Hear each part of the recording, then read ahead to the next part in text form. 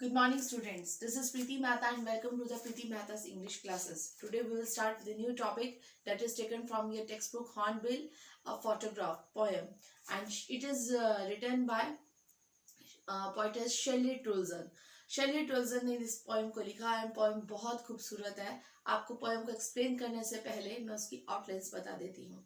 इसमें पोएटेस अपनी मदर की फोटोग्राफ को देखती है और अपनी माँ की फोटोग्राफ को देखकर वो कुछ उसके माइंड में कुछ मेमोरीज रिवाइंड करती हैं और उन मेमोरीज को याद करके वो अपनी माँ के बारे में सोचती है। लेकिन अब उसके पास उसकी मदर नहीं है।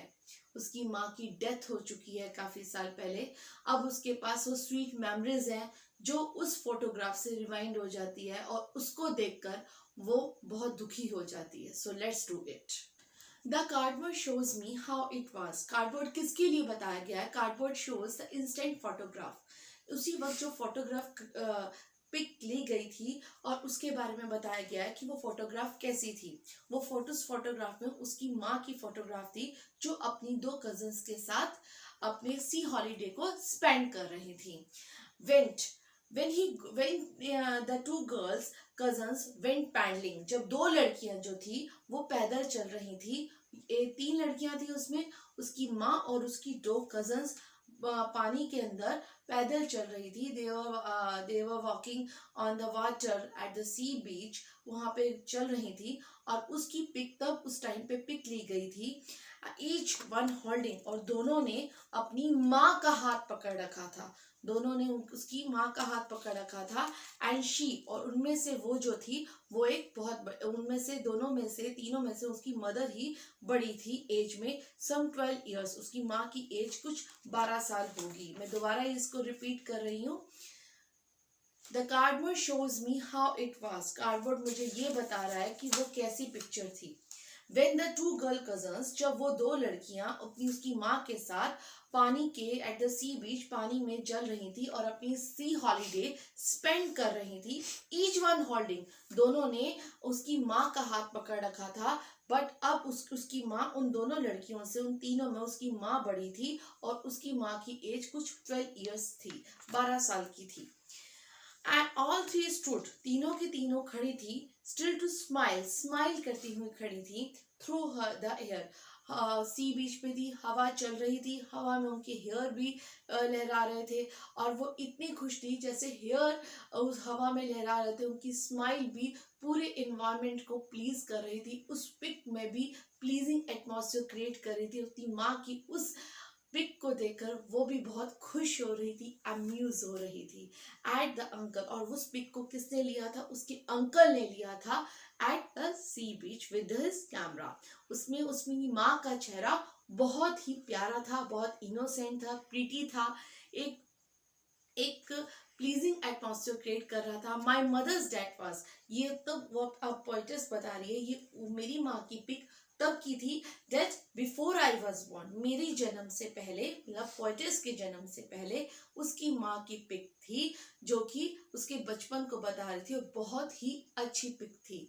And the sea which appears to have change less, इंसान की all the living beings creatures अपनी अपनी स्टेजेस में बदलते रहते हैं। जब वो पैदा होते हैं, चाइल्डहुड इन्फेंट होते हैं, फिर वो चाइल्डहुड स्टेज में आते हैं, फिर यंग एज में आते हैं, फिर ओल्ड एज में आते हैं। लेकिन समुद्र में, नेचर में इतना ज्यादा चेंज नहीं आया हुआ था। समुद्र में बीच सी एस तब भी ऐसा था, अब भी ऐसा है, लेकिन लिटिल बिट चेंज था इन पॉल्यूशन का with the passage of time.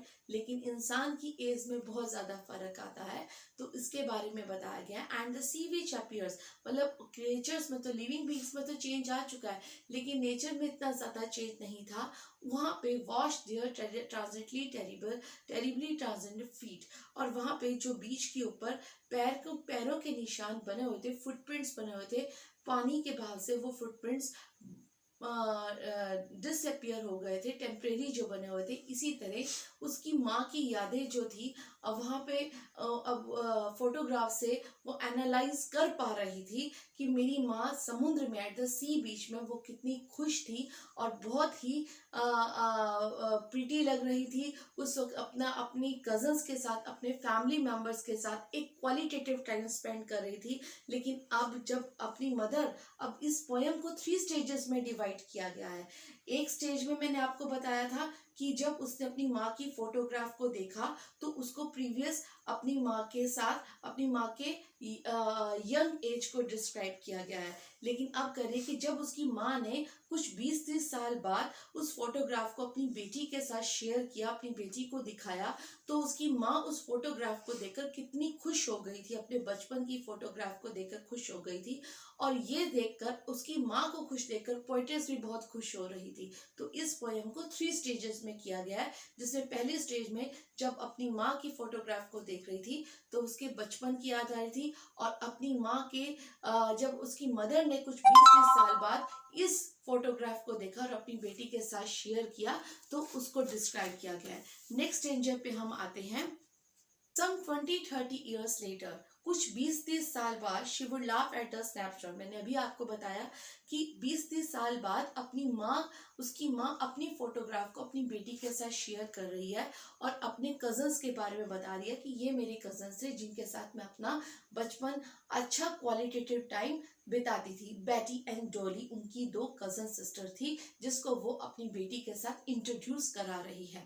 And she would say look they dress up, की देखो हम कितने अच्छे ड्रेसअप होते थे अपने हॉलीडेज के लिए, और हम कितने खुश होते थे, हम कितने परफेक्ट होते थे।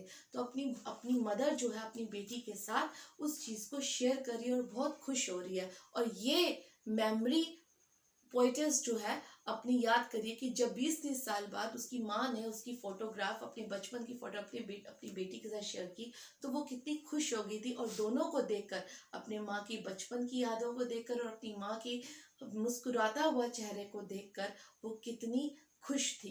क्योंकि मैंने अभी आपको बताया photograph is the collection of sweet memories. अपनी स्वीट मेमोरी को देखकर दोनों खुश हो गई थी। The C holiday was her past.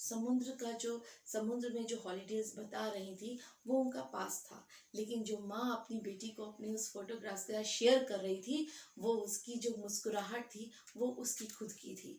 With the laboured ease of loss. ऐसा लॉस था जिसका वो कभी भी हर्जाना नहीं भर सकते। क्यों? क्योंकि अब तीसरा स्टेज आपको मैं एक्सप्लेन करने जा रही हूँ। क्योंकि अब उसकी मदर भी उसके साथ नहीं थी। She had passed away. वो भी मर गई थी और उसको मरे हुए भी काफी साल हो चुके थे।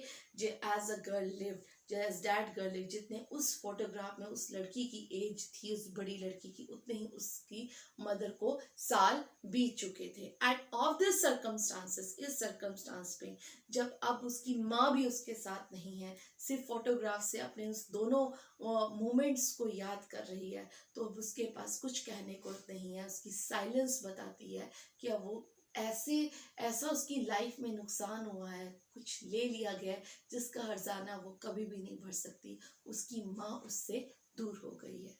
तो मैंने आपको ये पोएम गो थ्रू कराई। होप आपको बहुत अच्छी ढंग से समझ में आई होगी।